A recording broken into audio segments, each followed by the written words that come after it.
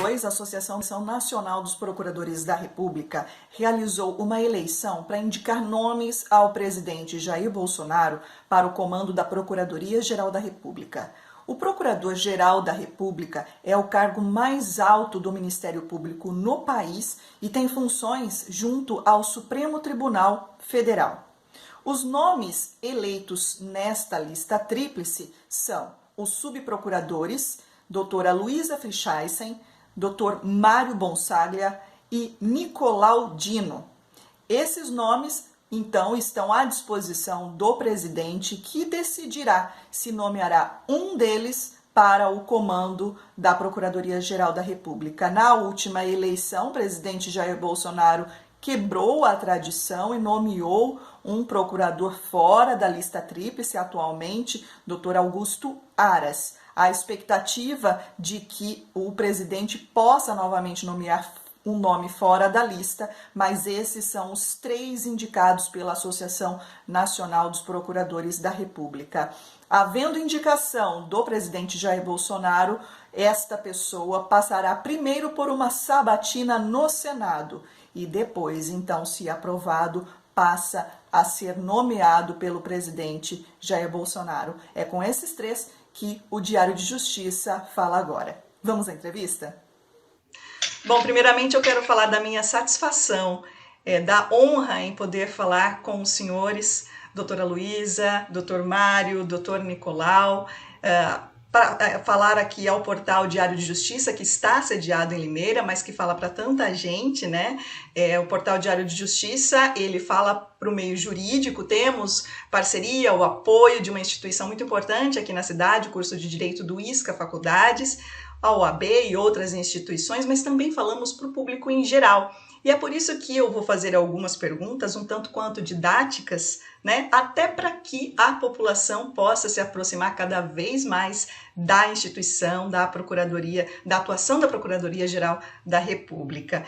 Então, a minha primeira pergunta é em relação à lista tríplice, né? Para a escolha do comando da PGR, que não está na Constituição, mas foi adotada por muito tempo, né, para a definição do nome. E como acontece esta eleição? Como os nomes são indicados para o comando da Procuradoria-Geral da República? Como você vai começar? Qual vai ser a ordem? Pode começar pela senhora, doutora Luísa, e depois eu gostaria de ouvir também o doutor Mário e também o doutor Nicolau. Tá bom, obrigada, Renata. Bom, é um prazer estar aqui no portal. Essa é uma oportunidade mesmo que só a internet permite, né? Estamos falando aqui para a população de Limeira, mas de todo o interior de São Paulo, de todo São Paulo, e de outros que conhecem o portal e podem assistir de tantos lugares. Bom, como você falou, Renata, a lista ela não está prevista para o Ministério Público Federal, mas ela está prevista para todos os outros ministérios públicos, né? Então, especialmente o Ministério Público de São Paulo, que aí, né, do estado de São Paulo, faz a lista, faz a eleição e leva os nomes ao governador. No nosso caso, do Ministério Público Federal, a lista não está prevista, mas a Associação Nacional dos Procuradores da República construiu uma resolução, ainda no início dos anos 2000, nós 3 participamos desse processo de construção, dessa consulta. Essa consulta é feita hoje é feita a todos os membros ativos da carreira, não só associados. Existe um prazo de inscrição. Nós nos inscrevemos nessa lista, nós já tínhamos nos inscritos outras vezes, nos inscrevemos nessa lista. Há um prazo de campanha, de debate, onde nós fizemos, nessa campanha especialmente, fizemos uma entrevista coletiva com a imprensa, um debate público, colocamos as nossas propostas na nossa rede de e-mails, conversamos com os colegas, conversamos com os jornalistas, e depois da realização da consulta, onde ficamos eu em primeiro lugar, o Mário em segundo, o Nicolau em terceiro, ali bem próximos um dos outros, estamos fazendo essa rodada de conversa com a imprensa para falar como é importante a lista tríplice, que é um diálogo da sociedade e, através de vocês, com a sociedade também. O presidente da República, pelo modelo constitucional atual, ele pode escolher quem ele quer, né? E essa pessoa ela é sabatinada no Senado, isso é muito importante, o nosso processo leva a sabatina no Senado, votação na Comissão de Constituição e Justiça e depois no plenário. Mas por que a lista é melhor? Por que a lista é o melhor caminho, no meu ponto de vista? Porque a lista é o mecanismo mais democrático de garantir, é uma ferramenta de independência e autonomia do Procurador-Geral ou da Procuradora-Geral. E, como nós sabemos, é o Procurador-Geral que atua junto ao Supremo Tribunal Federal em investigações importantíssimas, em ações constitucionais importantíssimas, como as que têm sido propostas relacionadas, por exemplo, ao enfrentamento da pandemia da Covid, que, infelizmente, já causou mais de 500 mil de mortos no nosso país, e cada uma dessas pessoas é um parente, um avô, uma avó, um tio, um filho, e que nós aproveito aqui para honrar a memória de todos, porque é um luto de muitas e muitas famílias, de muitas e muitas pessoas, e que nós temos que honrar essas pessoas, lembrando sempre as suas vidas e os seus nomes. Então, essa figura do Procurador-Geral, ela é muito importante, e é por isso que, quando a lista permite essa conversa interna e externa, ela garante maior independência e maior autonomia, que é a característica do Ministério Público Federal na Constituição de 1988. Doutor Nicolau, doutor Mário, eu já emendo essa pergunta, né? Como os senhores veem a lista tríplice, né? À disposição do presidente da República, como é que, a doutora já explicou como é que foi o processo, mas como é que os senhores veem a lista tríplice? Bom, começo respondendo isso. Antes de mais nada, Renata, é uma satisfação estar aqui participando desse evento do Diário de Justiça.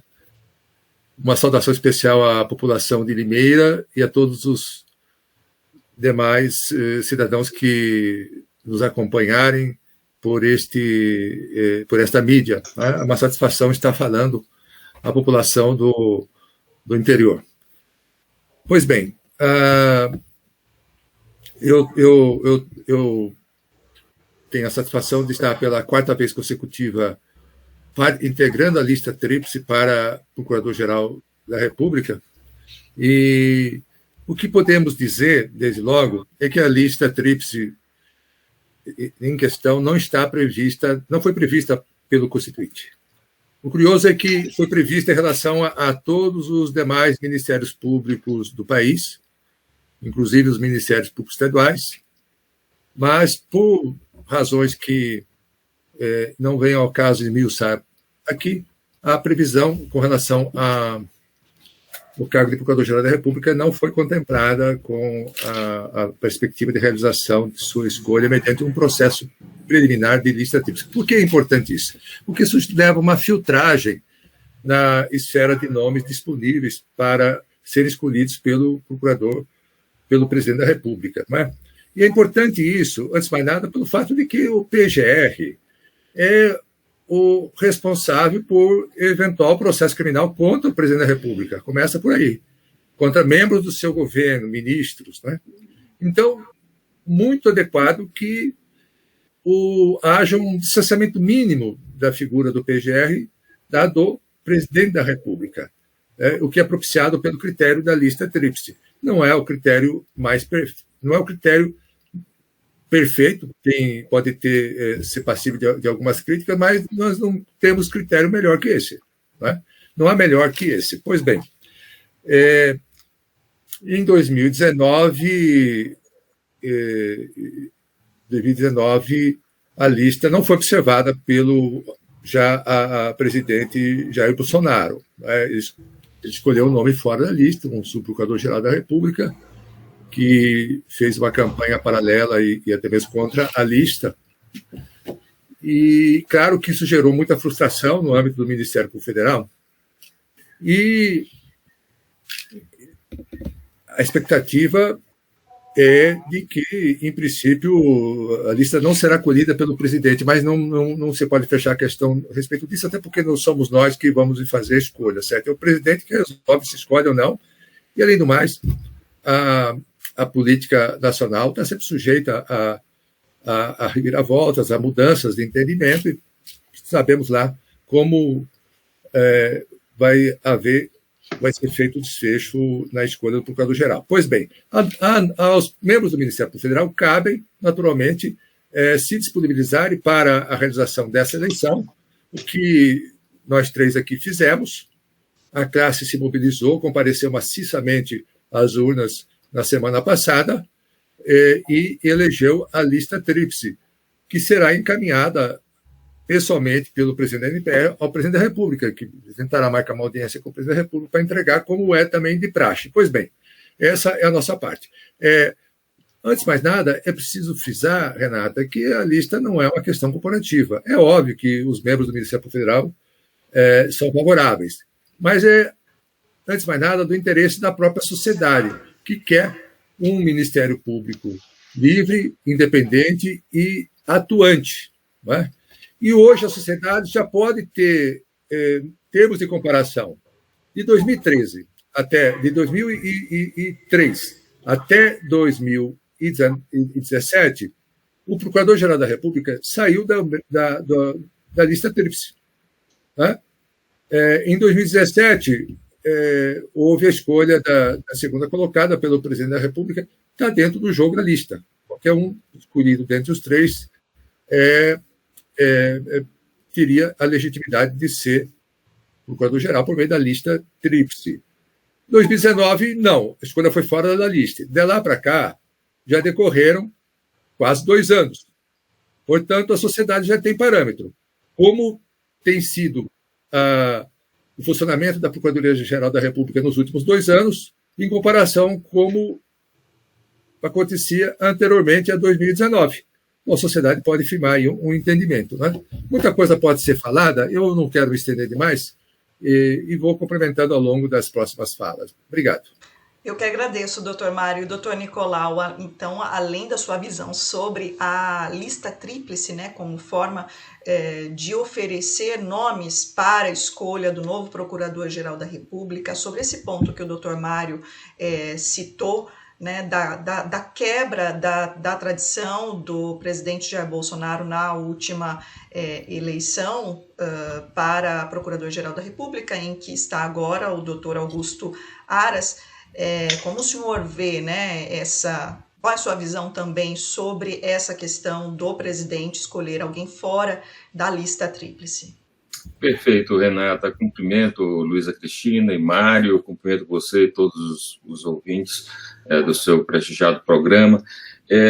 Para não ser repetitivo, as razões aqui foram apresentadas pela Luísa e pelo Mário são bem consistentes e certamente sinalizam com muita clareza a importância de nós realizarmos a lista tríplice neste contexto de pouca ou quase nenhuma expectativa de que ela será acolhida pelo atual presidente da República. Mas isso não nos desanima, muito pelo contrário, isso afirma a necessidade de trazer a lume esse debate, essa discussão. É importante aprimorarmos o modelo de escolha do Procurador-Geral da República, adotando aquilo que já é sistemático em todos os ministérios públicos no Brasil, desde 1988. E vou mais além, Renata, para rebater todas as críticas que têm sido apresentadas, inclusive pelo atual Procurador-Geral da República, no que toca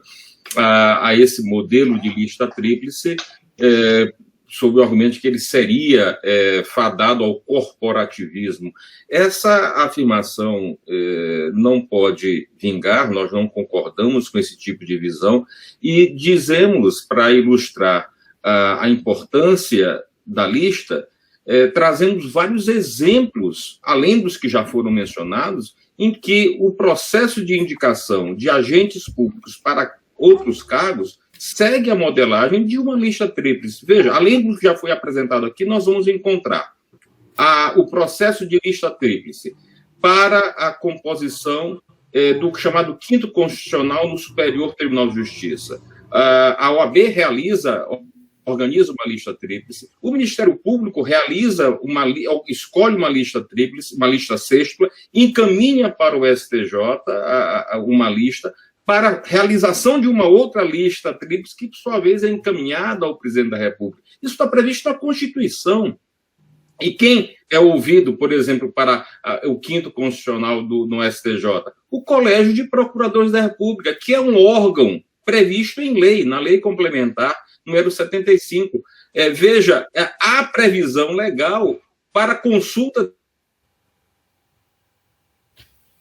quando se manifestar para a escolha do PGR. Então, o Colégio de Procuradores da República pode ser chamado a indicar o futuro ministro do STJ, mas não pode indicar, participar da indicação do Procurador-Geral da República ou da Procuradora-Geral da República. Vejo que o argumento do corporativismo se dilui nos diversos exemplos que são apresentados. Eu estou com um delay aí no meu vídeo, eu acho que é algum problema na internet. Você está conseguindo me ouvir? Vocês estão conseguindo me ouvir? Estamos sim. Sim.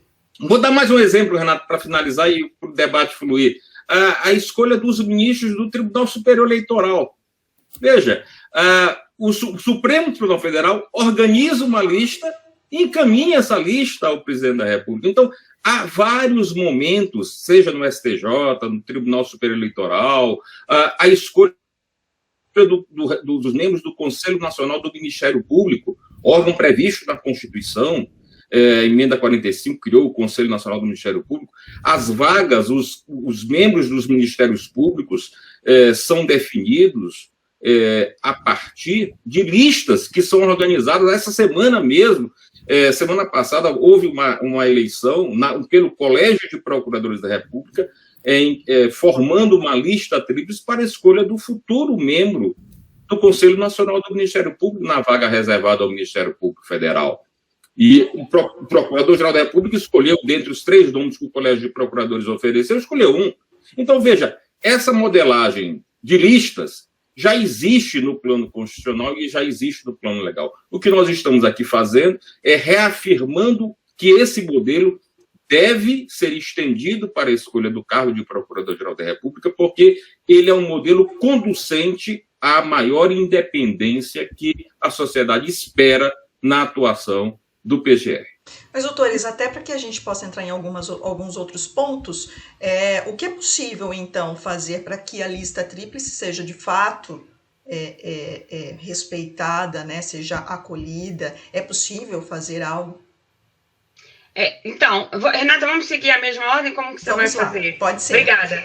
Tá bom. Então, o que acontece? É exatamente isso que nós estamos fazendo. É claro que é importante, que nós também defendemos isso, que seja modificada a Constituição através de uma proposta de emenda constitucional para prever explicitamente que o PGR ou a PGR sejam escolhidas via consulta à classe e pela lista tríplice, nesse modelo que existe internamente para os tribunais, da OAB, nos tribunais para indicar ministros no STJ. Quer dizer, existem listas de inúmeras formas. Então, nós queremos e acreditamos que a Constituição possa ser emendada para que a lista tríplice seja implementada. Enquanto isso, exatamente porque essa é a modelagem prevista internamente na nossa lei complementar, na Constituição para outros cargos, é que acreditamos que a lista deve ser realizada, né? Nós participamos da lista, esse é um compromisso histórico nosso. Eu acho que nós tínhamos isso, nós 3 tínhamos essa escolha, essa compreensão quando resolvemos nos inscrever esse ano. E, por outro lado, estamos participando da lista e acreditamos que a lista deve ser respeitada, porque dentro de uma modelagem constitucional e da nossa lei complementar, que é a Lei Complementar 75 de 1993. Doutor Mário, essa proposta ela deve partir de quem? Quem pode fazer essa proposta de emenda à Constituição? Renata, emendas à Constituição somente podem ser propostas ou pelo Presidente da República ou, especialmente, pelos membros do Congresso Nacional, que atentem a um número mínimo de assinaturas para a apresentação de uma proposta de emenda à Constituição, popularmente conhecida como PEC, não é? E já existem mais de uma proposta lá, existem algumas propostas no Congresso, especialmente uma proposta que vai bem no ponto de providenciar de estabelecer a escolha do Procurador-Geral da República por meio de lista tríplice a partir do Colégio de Procuradores da República, já que o Procurador-Geral da República deve ser oriundo da carreira de Procurador da República. E então nós esperamos que haja um momento oportuno para a votação e aprovação dessa PEC. Eu acredito, particularmente, que antes de essa institucionalização acontecer, né, será importante que a lista venha a ser acolhida espontaneamente, né, seja pelo atual governo, numa reviravolta com relação à posição adotada em 2019, seja com relação ao governo futuro, para que, lembrando que a lista foi acolhida por 3 gestões sucessivas na presidência da República. 3 presidentes diferentes e de partidos diferentes. Eu penso aqui no caso do presidente Temer, presidente Lula, presidente Dilma, acolheram a lista e funcionou. E veja, é importante destacar que no processo da lista tríplice vale a escolha de qualquer um dos 3 que está se respeitando o sistema. Eu digo isso porque, por exemplo, críticos de determinado PGR em gestões anteriores dizem, olha, é culpa da lista. Não, porque se fosse examinada aquela lista, haveria nomes alternativos, com perfis diferentes, né? Essa é a riqueza da lista. Haveria problemas se uma lista fosse composta sempre por pessoas do mesmo perfil, sem dar ao presidente da República, eleito pelo povo, a possibilidade de uma escolha mínima, não é? Mas, até hoje, felizmente, as listas têm observado essa pluralidade. Então, acreditamos que é o melhor sistema. Eu acredito que é o melhor sistema, por mais que se possa fazer críticas, né? A democracia mesma está sujeita a críticas, nem por isso se pensa em abandoná-la, né? Doutor Nicolau, já havendo, então, uma proposta em trâmite, né, no Congresso, talvez não haja um interesse maior que essa proposta avance e seja, de fato, estabelecida na Constituição? Qual a sua opinião? É interessante resgatar essa historinha, Renata, que nós estamos aqui contando em pedaços, né?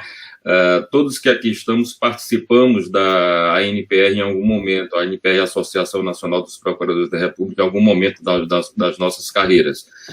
O Mário foi diretor da ANPR nos idos de até 2002, né? Estamos aqui revelando as nossas idades também, né?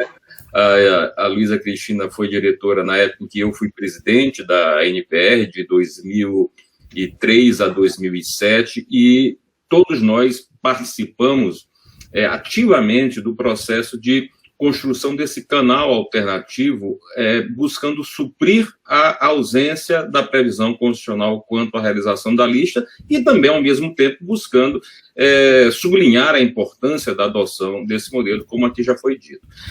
Em 2003, foi exatamente o primeiro ano da nossa gestão, eu e de Luísa, Mário já havia saído da ANPR naquele momento, nós vimos pela vez primeira a lista tríplice ser acolhida, respeitada pelo então presidente da República em 2003. De lá para cá, então, estabeleceu-se aquilo que nós costumamos chamar, convencionamos chamar de costume constitucional. Costume esse que foi rompido, que foi quebrado em 2019, quando não houve uma escolha fora da lista tríplice. Então, este momento é um momento de afirmação de convicções, de certezas. E eu acho que há duas experiências muito bem postas, aliás, 3 experiências bem apresentadas no passado bem recente. A experiência antes da lista, da adoção da lista, até 2003, o momento em que as listas passaram a ser observadas e agora em que se vê tantos questionamentos, em relação a um maior protagonismo, a necessidade de maior proatividade do Procurador-Geral da República atual, que, coincidentemente, foi escolhido fora da lista pelo presidente da República. Então, é preciso que a sociedade debata isso, a imprensa debate, e nós estamos exatamente fazendo isso louvo a iniciativa do seu programa, do seu canal, em trazer à discussão essa questão, e é fundamental que o Congresso Nacional finalmente possa definir o momento adequado para a implementação no texto constitucional, ou seja, a aprovação da PEC, para que a lista tríplice seja uma realidade normativa, porque ela já é uma necessidade e ela já demonstrou ser uma boa experiência. Não é, eu costumo dizer, não é o modelo perfeito, mas o que é perfeito na existência? Nós estamos buscando o melhor modelo, não é? E esse, para mim, para todos nós que aqui estamos, é, sem dúvida alguma, o modelo que melhor se apresenta para a forma de escolha da chefia do Ministério Público Federal. Agora, rapidamente, uma pergunta especificamente para a doutora Luísa, porque é a primeira vez que uma mulher lidera a lista, não é isso, doutora? E o que isso significa para a senhora, se depois os doutores quiserem comentar? Eu acho que é uma honra isso. Eu acho que a nossa carreira no Ministério Público Federal ela é composta por 30% de mulheres.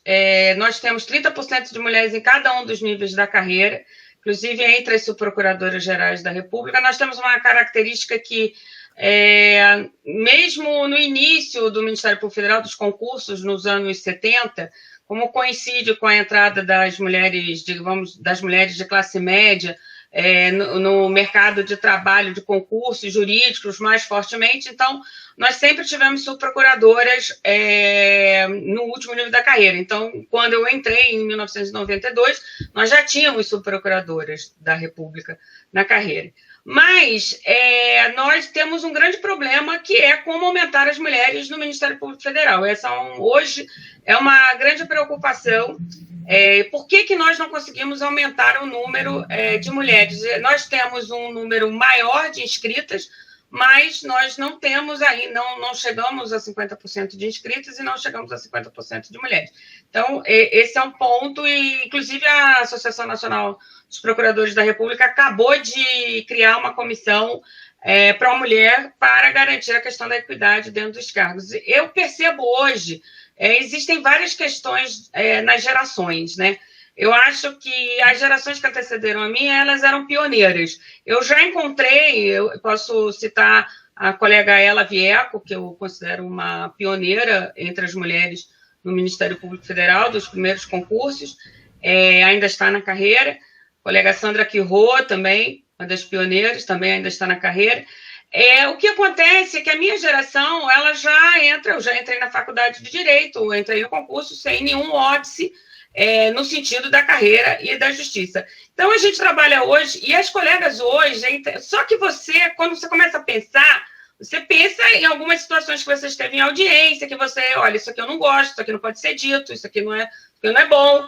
E hoje as colegas mais jovens, de 30, 35 anos, elas querem um ambiente onde não precise isso ser dito, né? Porque você tem coisas que remanescem no machismo estrutural, como o racismo estrutural. Então, conversando com as colegas mais jovens, é muito interessante ver quais são as demandas para que, por exemplo, o que facilitaria as colegas mais jovens a se candidatarem a posições de chefia. As colegas mais jovens a se candidatarem a serem procuradoras regionais eleitorais, por exemplo. As colegas mais jovens a participarem de grupos de trabalho. Inclusive, o trabalho remoto auxilia muito as colegas mais jovens com crianças pequenas e os colegas mais jovens também com esposas com crianças pequenas, porque hoje a mulher não acompanha, a mulher também tem a sua própria profissão. Então, as estruturas familiares precisam ser compatibilizadas com toda a possibilidade de trabalho remoto, a possibilidade de domicílio fora de sede com trabalho remoto, coisas que já existem em outras carreiras, como a AGU, por exemplo, que é uma carreira que tem mais mulheres do que o Ministério Público Federal, para falar de uma carreira federal que eu tenho conhecimento mais profundo. Então, eu acho que foi, assim, eu me senti muito honrada, porque eu participo de grupos de várias colegas mulheres, temos um grupo, o Mário também participa desse grupo, que é Equidade de Gênero, porque também é importante a questão do racismo dentro do sistema de justiça, porque nós sabemos que nós temos, para você ter ideia, no Ministério Público Federal, nós já temos a questão das ações afirmativas nos 2 últimos concursos, nós temos colegas homens negros, mas temos pouquíssimas colegas mulheres, pelo menos 2 que se identificam. Então, também porque não temos mais mulheres negras no Ministério Público Federal. E em que outras carreiras federais temos? Volto à AGU, à PFN, à Defensoria Pública da União. Então, precisamos transformar a nossa carreira mais atraente. Então, eu acho que quando uma mulher é a mais votada, ela dá visibilidade a todas essas questões, ela dá voz a todas essas questões, junto com os colegas homens. Mas eu me senti muito honrada em ocupar, em ser a mais votada, nessa lista, que é uma lista tão difícil, nesse momento específico da nossa história, uma vez que o presidente Bolsonaro já não considerou a lista. E, só para pontuar, que o atual Procurador-Geral da República, ele não foi nomeado fora da lista, ele se candidatou fora da lista. Né? Ele não estava lá e o procurador... Não, ele se candidatou fora da lista, ele foi contra a lista desde o início. Ele se candidatou, mas ele se candidatou fora da lista, ele se apresentou. E aí esse é um outro momento histórico também. Então, talvez agora a gente já tenha tudo para ver como a lista é melhor. E eu fico especialmente honrada de ter ficado em primeiro lugar nessa lista. Claro, com certeza. Parabéns, viu, doutora? Claro, sem desmerecer nenhum dos dois, mas assim, essa representatividade, ela é com certeza muito importante. E assim, para não tomar muito tempo de vocês, eu agradeço demais, assim, a disposição dos 3 de falarem conosco. Eu tenho uma pergunta relacionada à instituição para cada um. E é claro que daí fiquem à vontade, quem quiser complementar, os senhores podem ficar à vontade. Eu vou fazer essa primeira pergunta para o Dr. Mário, para a gente ir na sequência. Dr. Mário, a Lava Jato, em seu início, ela alçou o Ministério Público Federal a uma posição de prestígio perante a população e terminou com alguns reveses na Justiça, especialmente após a divulgação de conversas entre o juiz Sérgio Moro e os procuradores da Força Tarefa. Qual é o balanço que o senhor faz a respeito da Lava Jato e seus reflexos à instituição do MPF? Uma pergunta muito oportuna, Renata. Lembrando que a Lava Jato teve início nos primeiros meses de 2014, por meio da Força Tarefa, então, recentemente constituída, com trabalhos sediados na Procuradoria da República no estado do Paraná, em Curitiba, com a determinação de apurar crimes em detrimento do patrimônio público envolvendo a empresa Petrobras. Não é?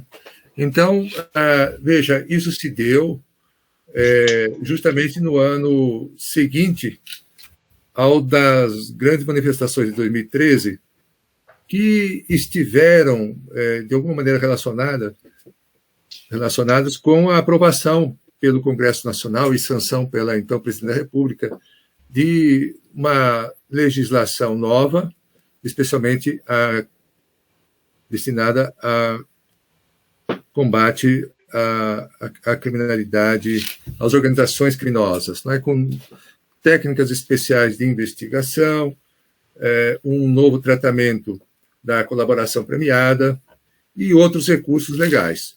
Então, a Lava Jato representou uma inovação no uso de técnicas de investigação e as investigações prosperaram rapidamente, levando a resultados bastante palpáveis, não é?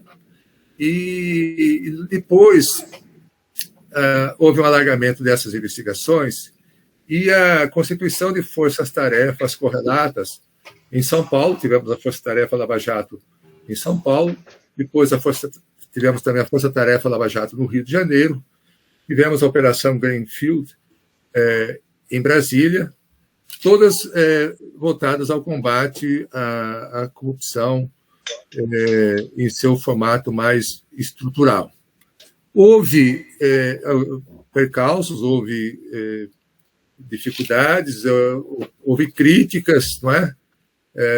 E veja, de um modo geral, a atuação do Ministério Público está sempre sujeita a críticas, sujeita ao crivo do Judiciário. Afinal, nós atuamos perante o Poder Judiciário.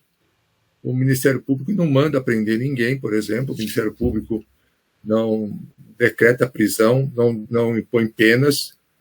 Quem o faz é o Judiciário, mediante um processo legal, marcado pelo contraditório, pela possibilidade de ampla defesa. E, nesse âmbito, é que se dá a ação do Ministério Público. E as ações geram reações, geram defesa, e, seja como for, os pontos positivos, de um modo geral, vieram a se consolidar. Né? Quanto a última palavra é dada pelo Poder Judiciário, eventualmente pelo Supremo Tribunal Federal, e nós, claro, temos que respeitar as decisões do Judiciário, especialmente do Supremo Tribunal Federal. Pois bem, há um trabalho muito importante que ainda precisa ser feito. A Força-Tarefa de Curitiba já foi extinta e o acervo dela vem sendo processado por meio de um grupo de atuação de combate ao crime organizado, sediado também em Curitiba. Estão sendo designados mais 4 membros do Ministério Federal para atuarem temporariamente em Curitiba pelo período de 1 ano, para processarem o restante do acervo que lá existe. A Força-Tarefa do Rio de Janeiro também foi extinta. O seu acervo foi transferido para o grupo de combate ao crime organizado constituído lá no estado do Rio de Janeiro. A Força-Tarefa de São Paulo acabou dissolvida sem, infelizmente, um sucedâneo que pudesse dar uma continuidade adequada. A Força-Tarefa Greenfield também sofreu solução de continuidade, sem que pudesse migrar para um novo modelo. E é preciso dizer que esses percalços referentes atinentes à extinção abrupta de algumas forças-tarefas poderia ter sido evitado, porque o Conselho Superior do Ministério Público, que é o órgão normativo do Ministério Público Federal, já se dispunha a deliberar no sentido da regulamentação das forças-tarefas. Elas acabaram sendo utilizadas sem que ainda fossem regulamentadas, embora tenham compatibilidade com a lei orgânica do Ministério Público da União. Pois bem, poderia ter havido um outro destino, outro encaminhamento mais adequado. Tem um projeto de regulamentação muito bem elaborado, elaborada pelo conselheiro José Laércio, relator conselheiro Nicolaudino. Eu sou também relator de um outro procedimento que trata da criação de um GAECO nacional, ou seja, de um grupo de atuação de combate ao crime organizado em nível nacional, que idealmente deverá funcionar em harmonia com os grupos estaduais, dando apoio e tendo uma atuação residual. Tudo isso sem prejuízo da continuidade do mecanismo das forças-tarefas a serem usados sempre que necessário. E aqui eu destaco, para finalizar, que forças-tarefas não se prestam à atuação apenas na área criminal, né? Mas também na atuação no âmbito da tutela dos direitos difusos e coletivos. Cito como exemplo a Força-Tarefa Amazônia, que, constituída em 2018, teve a missão muito relevante de combater o desmatamento estrutural e os crimes contra o meio ambiente no âmbito da Amazônia. Uma coisa fundamental para o país, algo fundamental para o país e de grande interesse e compreensível interesse internacional, dada a extrema relevância da floresta amazônica para a humanidade e, sobretudo, para o Brasil. Não é? Infelizmente, ela foi descontinuada agora em fevereiro de 2021 e seria muito importante que ela seja restabelecida. Enfim, há muito que pode ser feito na área da tutela coletiva, dos direitos difusos e coletivos, proteção, crimes contra o meio ambiente, apoio à defesa dos interesses, defesa dos direitos indígenas. E aqui, para finalizar mesmo, eu digo, olha, nesse momento estão sendo cometidos gravíssimos crimes contra o meio ambiente, contra as comunidades indígenas, na terra indígena Yanomami, e também na terra indígena Munduruku, no sudoeste do Pará, em que garimpeiros armados têm ameaçado, né, a população indígena, sem contar a devastação, a degradação do meio ambiente que está ocorrendo nesses lugares sob os olhares complacentes das autoridades do Poder Executivo, a que caberia, desde logo, uma atuação firme, né, uma atuação de coibir o que está acontecendo. Né? Esse é um dos grandes dramas pelo qual passa o país. Enfim, eu só queria chamar a atenção realmente para essa ampla utilidade que podem ter as forças-tarefas que existem, de resto, já há algumas décadas no Ministério Público Federal. Doutor Nicolau, a lei anticrime, ela trouxe muitas inovações no campo processual, né? Muitas delas atualmente suspensas de forma liminar pelo STF. Como o senhor analisa as principais mudanças que ela traz, especialmente o juiz das garantias, né, e o reforço do sistema acusatório que reduz a atuação dos magistrados na produção de provas? Está mencionando a 13964, né? Exato. Você está uma lei ela pulou de um assunto para o outro. Agora ela perguntou para você da 13964. Mas fiquem à vontade, doutora Luísa, doutor Nicolau, para responder. Não, eu vou falar também. O Nicolau fala aí primeiro, que eu quero falar dessa. Me permita apenas pontuar 2 aspectos em relação aos temas anteriores, Renata, por favor, muito rapidamente. Claro. Primeiro, dizer não apenas da satisfação, mas da importância que é ter, nesse atual momento histórico, uma mulher na lista tríplice, na posição de destaque de primeira colocada na lista tríplice. E isso é importante porque afirma a bandeira da sociedade brasileira como um todo de afirmar e promover a igualdade de gênero e o papel, a posição de Luísa Cristina nessa lista, eu acho que vem bem ao encontro dessa necessidade de refutar um modelo de dominação patriarcal, numa sociedade patriarcal que ainda insiste em se fazer presente em nosso país. Ao contrário do que alguns podem pensar, infelizmente, o patriarcado não é algo que ficou lá no passado, nas sociedades pré-burocráticas, né? Infelizmente, o Brasil, apesar de ser uma sociedade capitalista, ainda padece muito dos problemas de uma dominação patriarcal. Vige entre nós um modelo patriarcal que precisa ser combatido com veemência, e eu acho que o combate se dá não apenas com palavras, mas com gestos, com ações, e a presença de Luísa, nesse momento, na lista tríplice, na posição de destaque, é, sem dúvida alguma, uma afirmação da necessidade de se combater um modelo de dominação patriarcal tão injusto que gera tantos problemas para a nossa sociedade. Bom, em relação aos aspectos da Lava Jato, também me permita pontuar Claro. Que nós estamos diante, a Lava Jato, seja em Curitiba, no Rio de Janeiro, e todos os seus desdobramentos em Brasília, com a Greenfield, nós estamos diante do maior caso, eu sem nenhum exagero, maior caso de enfrentamento de corrupção, de macrocriminalidade do mundo. E os números, alguns números, ilustram bem essa afirmação, Renata. Foram promovidas mais de 200 denúncias contra cerca de 980 ou 1.000 pessoas, 278 acordos de colaboração premiada e acordos de leniência, condenações em todos os graus de jurisdição, e agora o aspecto importante, do ponto de vista da recuperação de dinheiro desviado, compromissos de devolução nos acordos de leniência e colaboração premiada e também nas condenações criminais, de devolução aos cofres públicos da ordem de 22 bilhões de reais. Veja só, 22 bilhões de reais, dos quais 5 bilhões de reais já retornaram aos cofres públicos, são valores parcelados.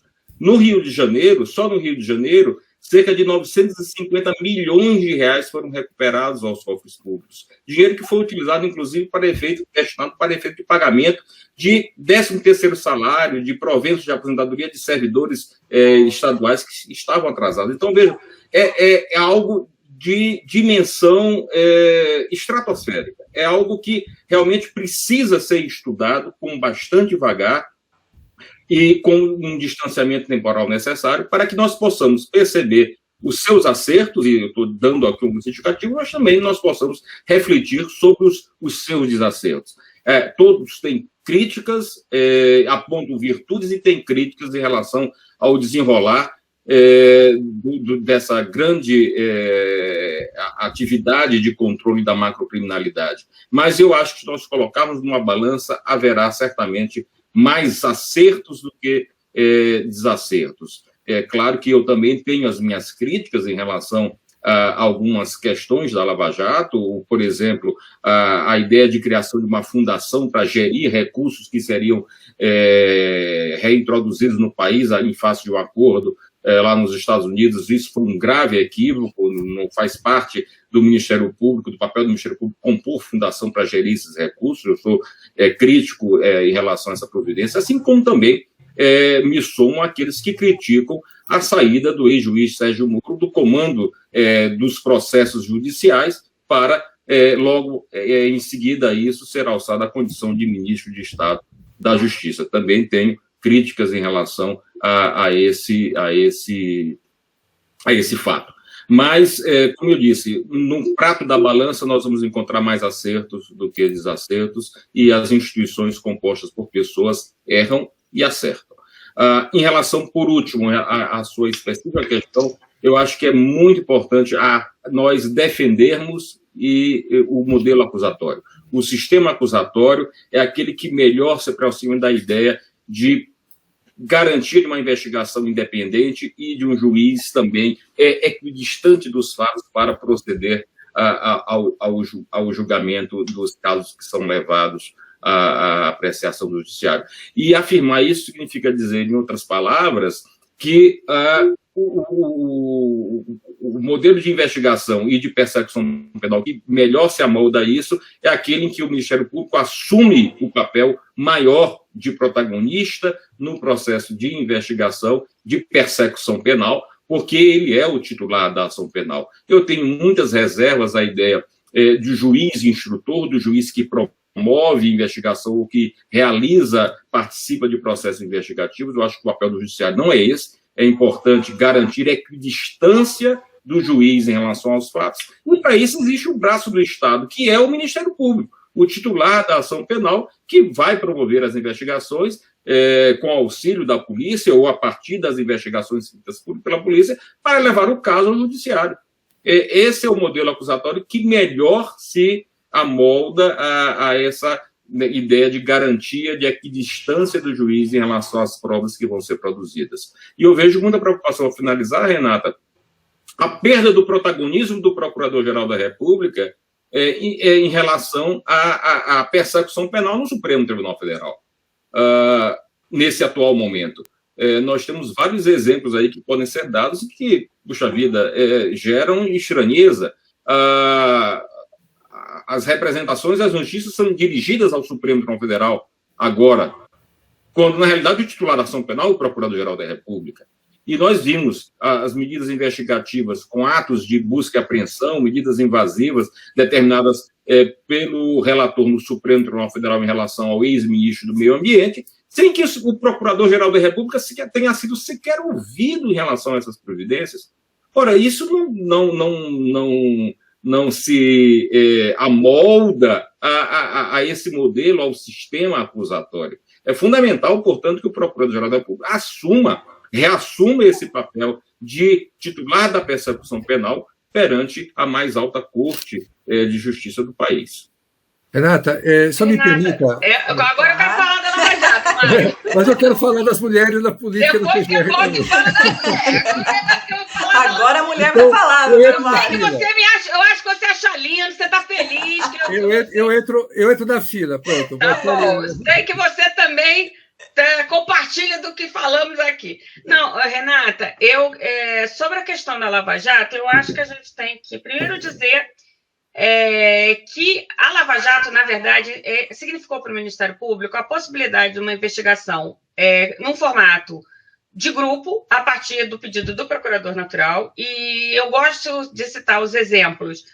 Nós tínhamos o Paraná, o Rio de Janeiro, São Paulo e Brasília, com casos diversos. Brasília tratando de uma questão muito importante, que é a corrupção em fundos de pensão, em fundos de pensão, alguns, inclusive, de empresas públicas e empresas de sociedade mista, né? Então, atingindo o patrimônio dos próprios servidores e funcionários dessas empresas da União, no caso Petrobras, a Postales, os Correios e a FUNCEF, e outros fundos de pensão. Então, no caso da Greenfield, tinha essa particularidade, que era Brasília, mas é uma metodologia de trabalho que reunia grupos de procuradores a partir do pedido de auxílio do promotor natural, do procurador natural, que é aquele que primeiro recebe, pelas regras de distribuição, o processo, vendo que é uma investigação muito grande,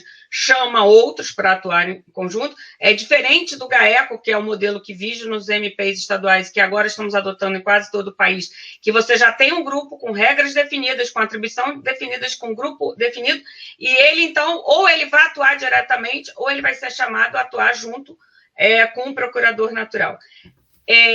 A Força-Tarefa, ela também atua junto com outros órgãos públicos, ou seja, concentração de forças, seja a Receita Federal, a Polícia Federal, o INSS, em matéria criminal, em matéria ambiental, por exemplo, o IBAMA é muito importante. Então, forças-tarefas, lembrando que existem forças-tarefas e remanescem em questões ambientais, Mariana e Brumadinho.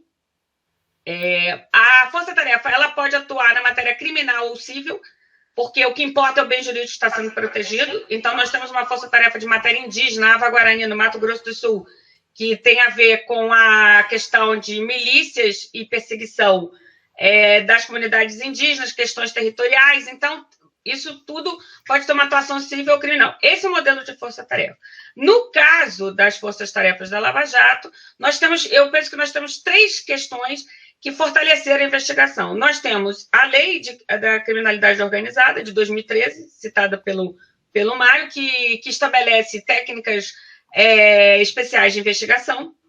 A questão da colaboração premiada, regras, embora a colaboração premiada já existisse para lavagem de ativos, casos mais antigos tivessem sido feitos houvesse também colaboração premiada. Eu mesma, quando estava ainda em São Paulo, na Procuradoria Regional, atuei em vários casos em que havia tido colaboração premiada em primeiro grau, em algumas operações, né? E, por outro lado, a gente tem a cooperação internacional, que cresceu muito fortemente nos anos 2000, e cresceu por quê?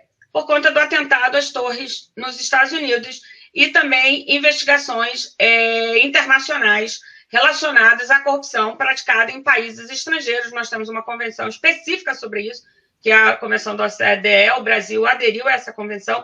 Essa convenção ela é mais moderna do que a Convenção de Mérida e a Convenção da ONU de Palermo de combate. Por quê? Porque os países são avaliados permanentemente, então eles precisam demonstrar que estão cumprindo as convenções.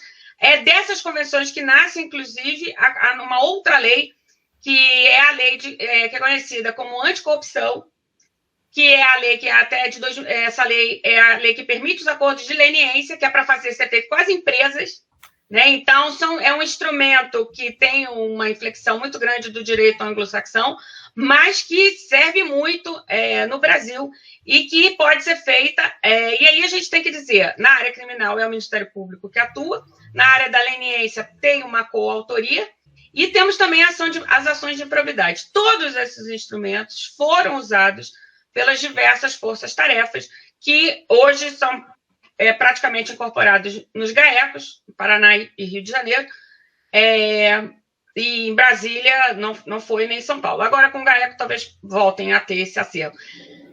A cooperação internacional foi fundamental e as provas todas se transformaram em provas digitais, o que faz com que a matéria de prova possa ser colhida mais facilmente. As quebras de sigilo, embora demoradas. Relatórios de inteligência financeira, que são feitos pelo COAF. Tudo isso permitiu um maior sucesso nessas investigações que são conhecidas como Lava Jato. As características dessas investigações são um pouco diversas.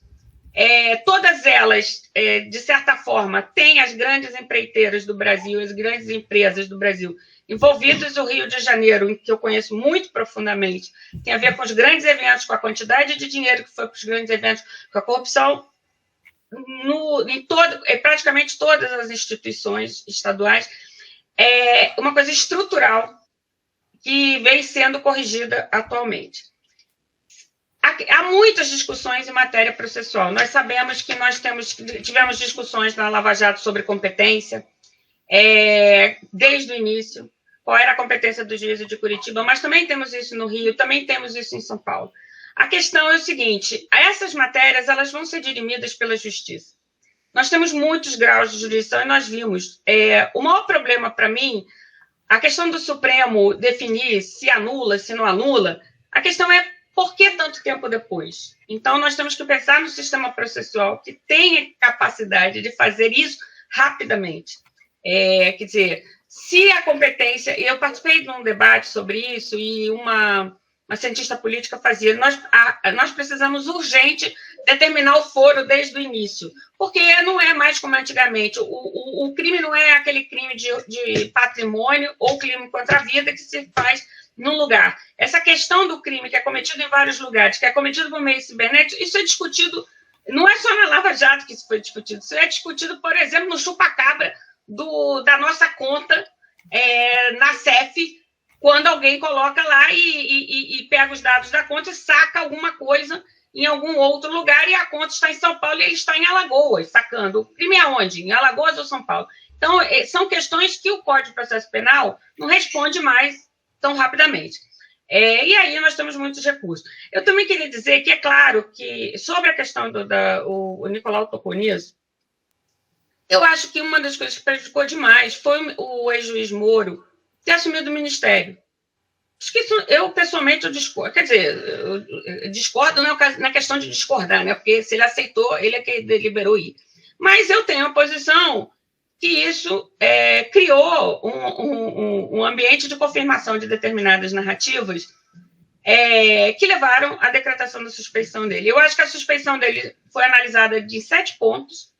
Eu creio que é importante avaliar aqui que parte do que foi dito, que tivemos o vazamento de conversas, são provas ilícitas e que não deveriam ter sido usadas. Há várias questões de qual é a extensão disso, qual é a extensão. A suspeição poderia ter ficado lá em determinados pontos que nada tinham a ver com as conversas. Então, mas isso hoje pode ser analisado para todos, porque já foi decidido, né? Então, vamos para frente. Vamos para frente. Eu acho...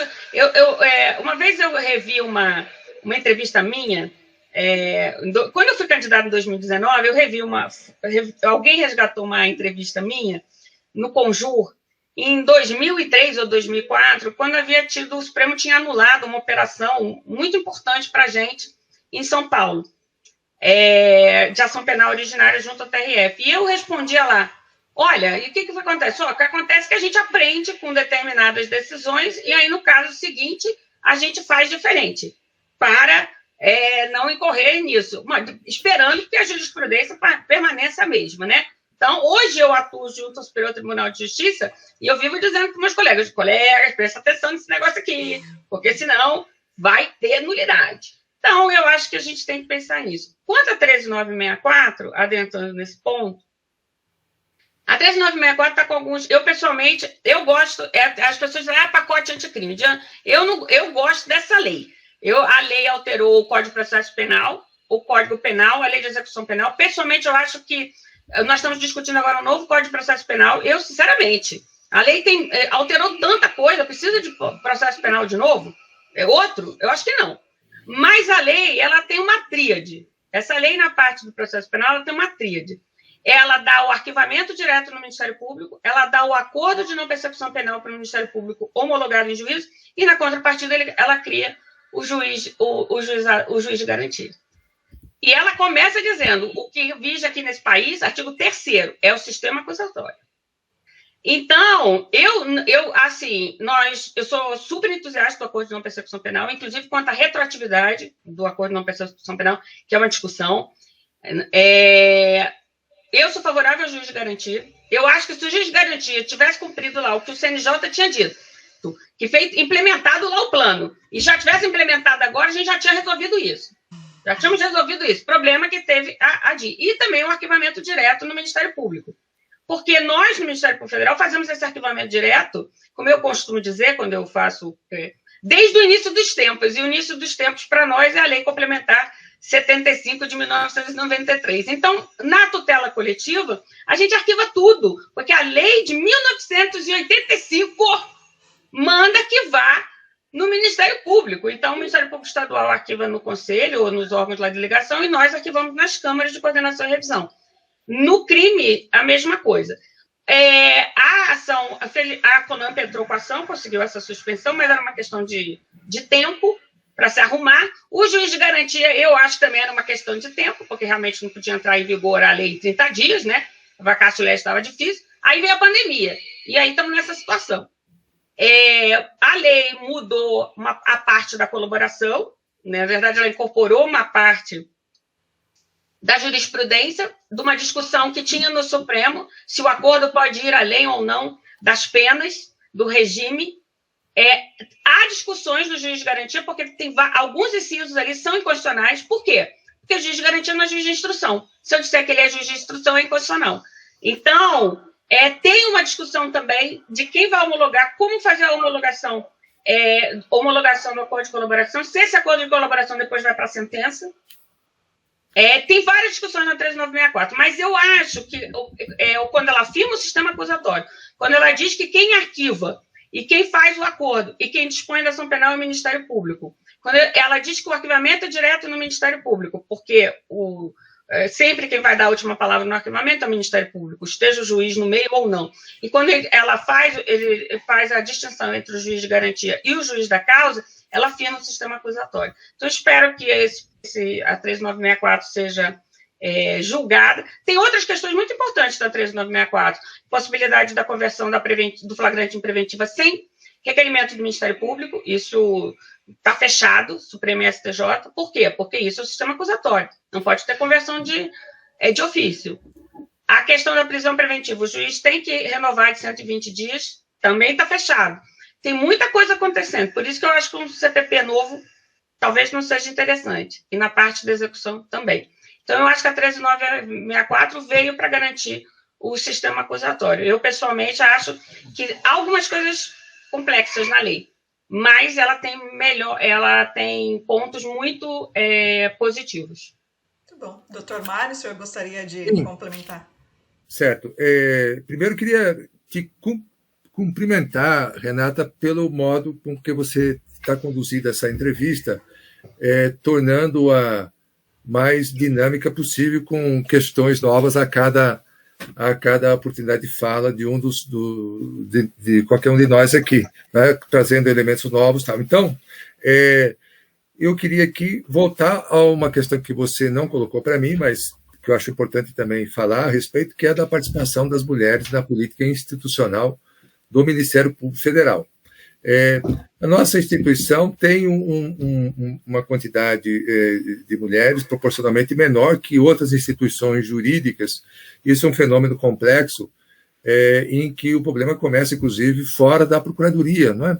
Fora da Procuradoria, como a Luísa já mencionou, o número de mulheres candidatas é inferior ao número de homens candidatos.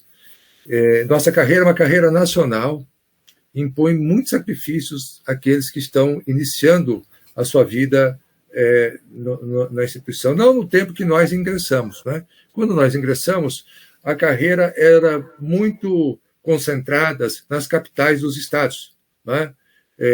Eu, por exemplo, entrei e fiquei já desde logo na capital, São Paulo, meu estado. Hoje, os procuradores vão para as fronteiras, vão para a região norte, o interior do país, não é? Procuradores, procuradoras, e isso traz, evidentemente, questões familiares muito sérias, e isso, de alguma maneira, acaba impactando mais as colegas mulheres. Nós temos que trabalhar de maneira consciente no sentido de sermos, da instituição ser a mais receptiva e estimulante da participação feminina nas mais diversas esferas, inclusive, por exemplo, em cargos de assessoria do Procurador-Geral da República. Não é? É importante que haja uma preocupação consciente de favorecer a atuação das mulheres também nesse aspecto da assessoria do Procurador-Geral, da Procuradora-Geral. Desde que eu me lembre da lista tríplice, especialmente desde 2003, ela vem sempre, felizmente, tem sempre contemplado a presença de pelo menos uma mulher dentre os três. Né? A pioneira foi a Ela Vieco, que participou de sucessivas listas. Em 2013, por exemplo, nós tivemos uma lista composta por Janot, por Ela Vieco e por Débora Duprat. 2015, Raquel Dodge estava na lista. 2017 também, Raquel Dodge estava novamente na lista. Ela foi escolhida pelo então presidente Temer para ser a Procuradora-Geral da República, foi a primeira mulher Procuradora-Geral da República. Hoje nós temos aqui a Luísa na lista também, e importante, em 2019, idem, importante essa participação feminina na lista e que as mulheres, que o Procurador-Geral da República seja escolhido, a Procuradora-Geral seja escolhida, partindo-se de um pressuposto de igualdade entre os gêneros. Né? Não pode haver qualquer tipo de discriminação, pelo contrário, né? É preciso incentivar a participação feminina. A Luísa é uma colega muito destacada nessa área, temos a já mencionada Ela Vieco e tantas outras colegas, inclusive hoje colegas mais novas na carreira, que vivem uma realidade completamente diferente, sob os mais diversos aspectos, né? Colegas homens, colegas mulheres, e a tendência, eu assim, espero, e assim nós batalhamos por isso. Existe, como já foi mencionado, um grupo de mais de 60 procuradoras e também procuradores que discutem no dia a dia questões atinentes ao gênero, equidade, no âmbito do Ministério Público Federal. Né? Existem comitês de gênero e equidade em todas as unidades do Ministério Público. Há uma preocupação também com o que se passa no âmbito dos servidores e das servidoras que assessoram o Ministério Público Federal. Portanto, esse é um caminho a ser seguido, um caminho de criação de condições as mais propícias à participação feminina e buscando soluções criativas nos mais diversos campos que possam driblar, inclusive, as dificuldades que têm origem, como disse, fora da instituição, né? Antes de um concurso começar, antes das inscrições, enfim, tem a ver, em parte também, boa parte, com a situação da mulher na sociedade brasileira. O momento é de avanços, né? Tivemos já uma mulher presidente da República, enfim, essa situação de uma participação feminina cada vez mais acentuada deve ser normalizada, deve ser considerada algo que deve acontecer, né? Deve haver sempre o respeito à participação feminina em pé de igualdade com a participação masculina e vice-versa. Esse é o caminho que se abre perante nós e eu tenho orgulho de pertencer a uma instituição que tem essa visão e batalha. Não que não haja problemas dentro do próprio Ministério Público, não que não hajam situações que devam ser melhoradas, corrigidas, enfim, mas há cada vez mais essa disposição, e isso vale também, aqui vale a pena mencionar que o Ministério Público Federal é uma instituição e assim deve ser pluralista por definição, né? Acolhendo também minorias. Nós tivemos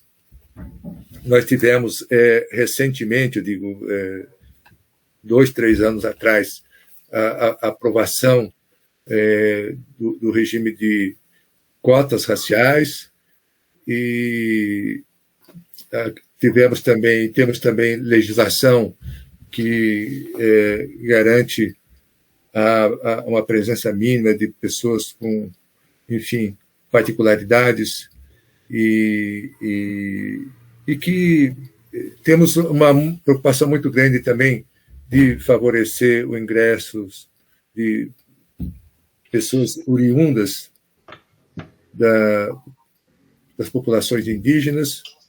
Muito precisa ser feito, né? O Ministério Público Federal hoje ele vive um momento de estancamento no seu crescimento numérico de membros, por conta de limitações impostas pela Lei de Responsabilidade Fiscal e também pelo limite, pela PEC, pela emenda constitucional que impôs limites de gastos bastante rígidos.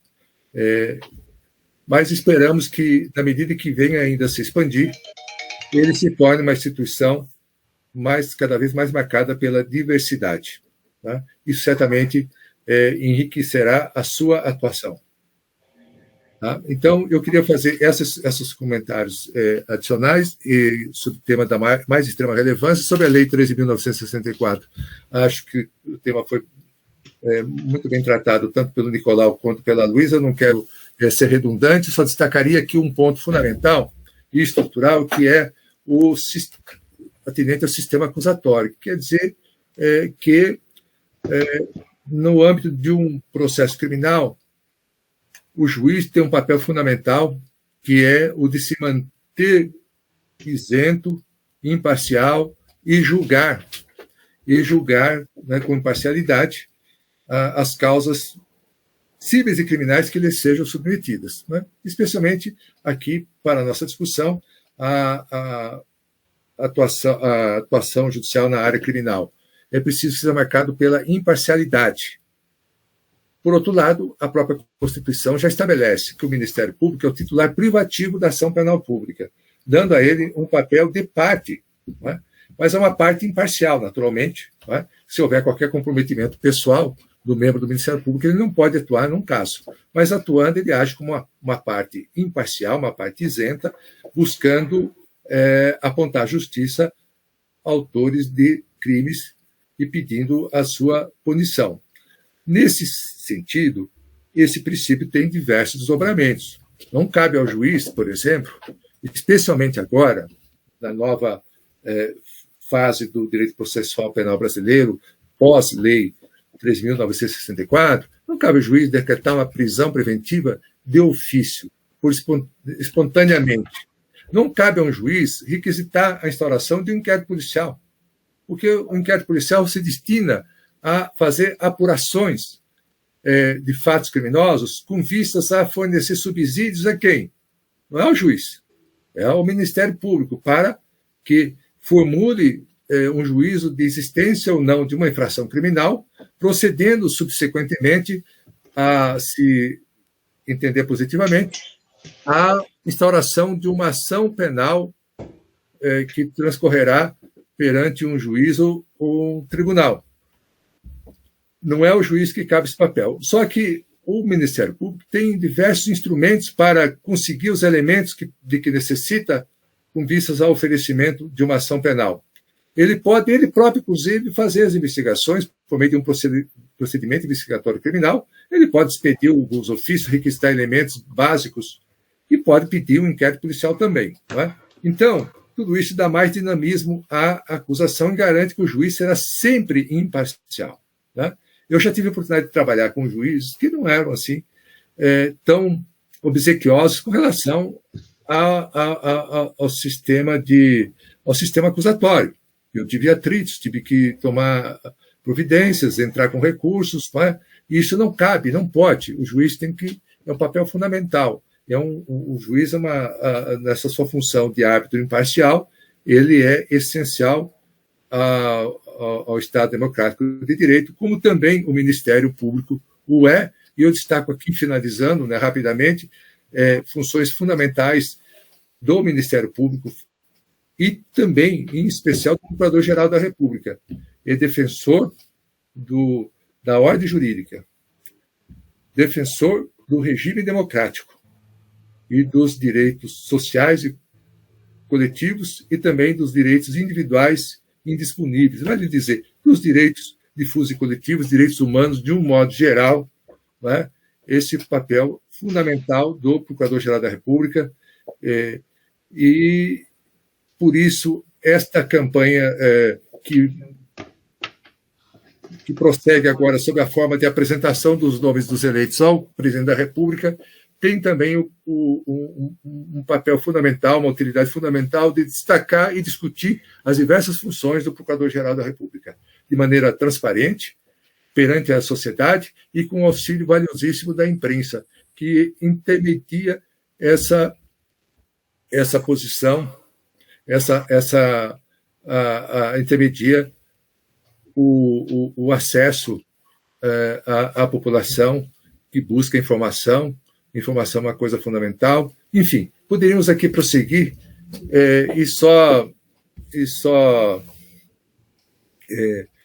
estaríamos aprofundando mais e mais a discussão, mas eu não quero aqui me estender além do que é razoável na minha fala. Então, muito obrigado. Eu gostei muito da entrevista, eu gostaria muito de falar com os senhores mais vezes, caso possam, porque foi muito, muito mesmo importante, foram muito esclarecedores todos os senhores, e eu queria desde já agradecer novamente, doutora Luísa, doutor Nicolau, doutor Mário, muitíssimo obrigada, viu, pela disposição dos senhores de falar conosco aqui no Portal Diário de Justiça, e eu só tenho a parabenizá-los, e dá para a gente ter uma ideia e entender, compreender porque vocês, os senhores, foram colocados nesta lista tríplice. Muito obrigada mesmo aos três.